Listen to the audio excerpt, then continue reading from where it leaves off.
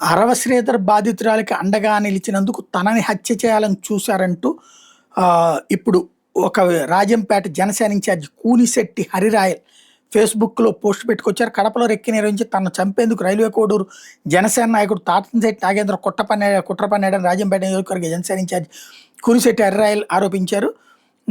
కడప నగరంలో సాయిబాబా థియేటర్ పక్కన రాఘవేంద్ర హోటల్ తాను ఒక్కడే ఉన్న సమయంలో తాతంశెట్టి నాగేంద్ర పంపించిన హంతకులు కత్తులు మారణాయుధాలతో హత్యాయత్నానికి పాల్పడ్డారన్నారు. ఈ విషయం మీద కడప జిల్లా ఎస్పీ విచారించి ఆ నలుగురిని అదుపులో తీసుకున్నారని తెలిపారు. తాతంశెట్టి నాగేంద్ర తనపై హత్యాయత్నం చేయిస్తాడని కల్లో కూడా ఊహించలేదని పచ్చిబూతులతో హరిరాయలు విరుచుకుపడ్డారు. తాతంశెట్టి నాగేంద్రను కాపాడేందుకు రైల్వే కోడూరు ఎమ్మెల్యే అరవ శ్రీధర్ కడప జిల్లా ఎస్పీకి ఫోన్ చేశాడని ఆరోపించారు. ఎవరు చెప్పినా ఎస్పీ వినే పరిస్థితుల్లో లేరని, తనపై హత్యాయత్నం చేసిన వాళ్ళు ఎంతటి వారైనా శిక్ష అనుభవించక తప్పదన్నారు.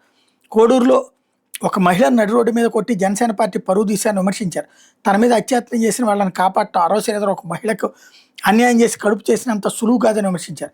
తాతంశెట్టి నాగేంద్ర ఎవరో జీవితాలను నాశనం చేశాడని, కోడూరులో ఎవరు కలవకపోవడంతో కడపలో గంజాయి అమ్ముకుంటున్నారని, పైగా పచ్చి తాగుబోతైనట్లాంటి వాళ్ళని కాపాడాలని ఎమ్మెల్యే అరవ శ్రీధర్ ఎస్పీకి ఫోన్ చేయడం ఏంటని మండిపడ్డారు.